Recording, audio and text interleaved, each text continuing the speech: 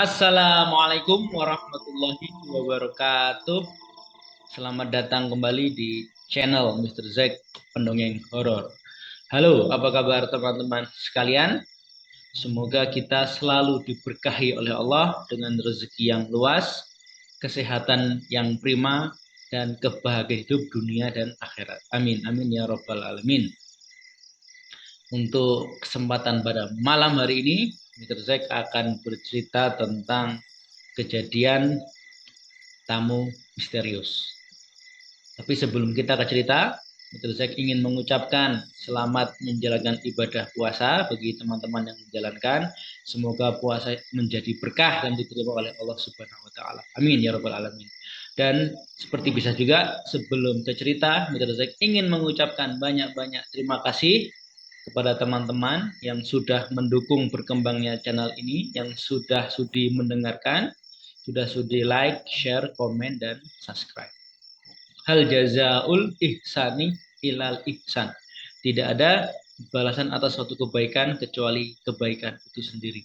Bagi teman-teman yang sudah berbuat baik, yang sudah beramal baik, semoga kebaikan dan amal baik teman-teman dibalas oleh Allah dengan kebaikan yang lebih baik lagi.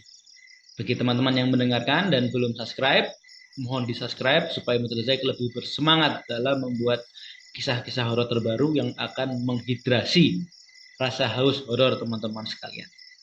Dan mungkin juga apabila ada teman-teman yang memiliki kisah-kisah horor dan ingin berbagi, kami persilahkan.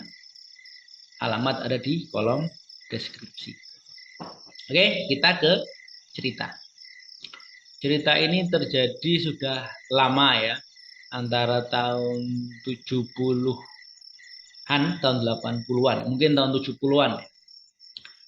Dialami atau disaksikan salah satunya adalah oleh ayah dari Mr. Jack sendiri ketika beliau sedang menuntut ilmu di salah satu pesantren yang ada di Kota Magelang, Jawa Tengah. Oke, tersebutlah sebuah pesantren dengan Pak Kiai. Nah, kita samakan saja Pak Kiai ini dengan nama Kiai Soleh. Kiai Soleh ini memiliki sebuah eh, tempat untuk zikir atau tempat untuk menepi gitu ya, menepi bahasa Jawanya di sebuah musola yang musola ini hanya untuk lingkup internal, artinya hanya untuk santri-santri yang terpilih maupun hanya untuk lingkup keluarga. Yang namanya pesantren kan pasti ada santri-santri yang piket dan berjaga. Kalaupun ada tamu umum itu umumnya akan lewat pintu gerbang, kemudian akan ya minimal ya kulon atau ketok-ketok pintu dan kemudian akan ditemui oleh ahlul bait atau tuan rumah. Misalkan akan menemui Pak Kiai, maka akan ditemui oleh Pak Kiai di ruang tamu gitu ya. Ataupun mungkin lagi mengajar di masjid akan ditemui di masjid yang untuk umum, yang untuk eksternal gitu. Ini ada dua ya, tempat ibadah, satu masjid untuk santri umum dan memang ada tempat musola untuk internal yang santri khusus yang misalkan untuk berkholwat atau untuk nepi atau untuk berzikir ya, yang di dalam. Nah, biasanya tamu tuh akan ditemui di ruang tamu atau di masjid yang di luar. Nah, pada waktu itu menjelang kalau tidak salah ingat itu pada hari dengan pasaran Jawa Manis ya, Selasa Manis atau Selasa Legi itu Pak Kiai berpesan kepada santri-santrinya, saya nanti malam akan kedatangan tamu. Nah, maka santri-santri ini mempersiapkan ya, siapa tahu tamunya ini penting gitu ya, mungkin Pak Lurah atau tamu dari mana. Tapi setelah memimpin ibadah sholat isya dan zikir gitu, kira-kira jam 9 ini Pak Kiai ini malah masuk ke musola kecil tempat berkholwat ya, tempat nepi gitu, di mana musola itu ada pintunya dan pintu itu dikunci dari dalam. Nah, Oh, mungkin nunggu tamu, mungkin tamunya nggak jadi malam ini. Tapi yang menjadi pertanyaan itu kan tahun 70 di mana komunikasi ini masih terbatas, ini dapat kabar dari mana? Tidak ada telepon, tidak ada surat atau tidak ada utusan yang mengatakan bahwa tamu ini batal datang. Oke, singkat cerita, para santri ini yang piket seperti biasa lah ya, ada yang piket untuk nanti misalkan membangunkan sholat tahajud dan sebagainya.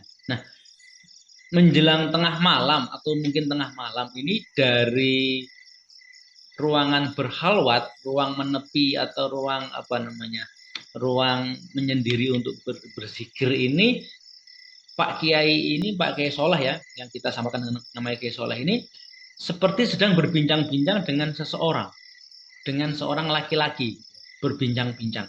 Walaupun suaranya itu terdengar, tapi pokok bahasanya itu eh, samar gitu ya. Artinya hanya tahu Pak Kiai sedang di dalam dan berbicara dengan laki-laki. Dan suaranya itu seperti laki-laki kira-kira umur 50-an.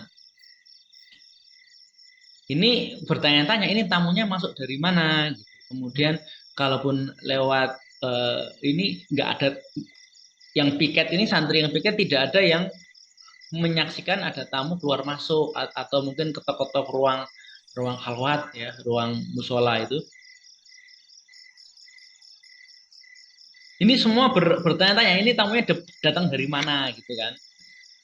Terus tiba-tiba sudah apa namanya sudah menjelang subuh gitu, apa menjelang eh, sholat subuh sekaligus untuk sholat tahajud ini, dia para santri kembali lagi beraktivitas, dia membangunkan, kemudian sholat dan sebagainya.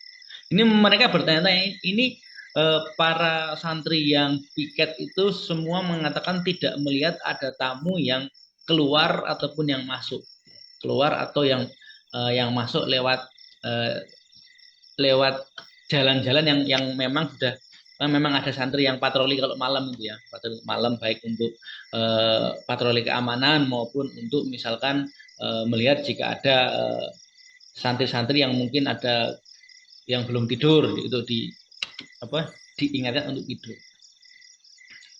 Kemudian Selasa Legi berikutnya, jadi bulan depannya, Pak Kiai juga kemudian kasih perintah lagi gitu. Saya nanti malam mau ada tamu, jadi eh, tolong santri misalkan ya nama samaran santri Abdul misalkan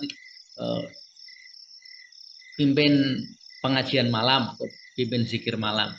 Jam 9 malam Pak Kiai ini dilihat oleh semua jamaah masuk ke musola kecil, musola tempat untuk menepi dan zikir itu. Pintu dikunci dari dalam. Loh, katanya ada tamu kok masuk situ gitu.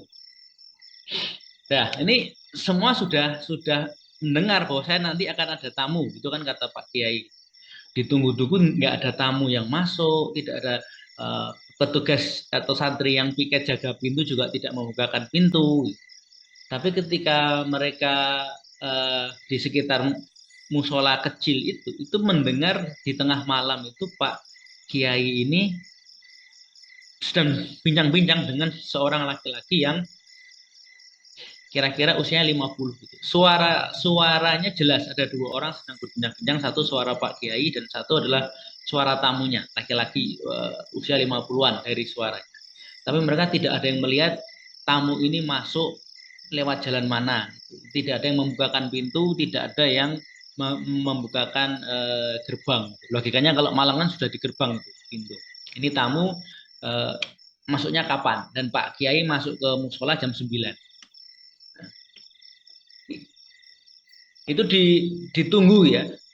Ketika ada orang yang sengaja menunggu itu pasti dilanda dengan rasa kantuk yang sangat luar biasa. Ada santri yang memang kemudian penasaran siapakah tamunya, menunggu di sekitar uh, musola kecil dengan pura-pura zikir gitu, pasti tertidur. Ya. Bangun-bangun sudah sholat adzan subuh untuk sholat subuh. Selasa bulan depan, Selasa Legi bulan depan, ketika Pak Kiai akan menerima tamu lagi karena beliau sudah kasih perintah ya, saya nanti malam ada tamu gitu ya, tolong santri, misalkan santri Burhan pimpin zikir malam gitu. Ini para santri-santri yang boleh dibilang kreatif atau santri yang boleh dibilang nakal ini ingin melihat siapa sih tamunya gitu. Siapa sih tamunya gitu.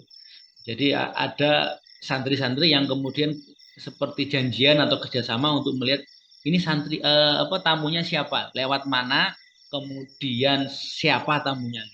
Ada yang kena piket, nah yang piket ini dia akan bilang saya akan berada di sekitar musola kecil, saya akan melihat apakah tamunya lewat sini. Ada yang memang sengaja naik pohon, kemudian yang kira-kira bisa melihat ke arah musola kecil, dia akan menyaksikan siapa tamunya.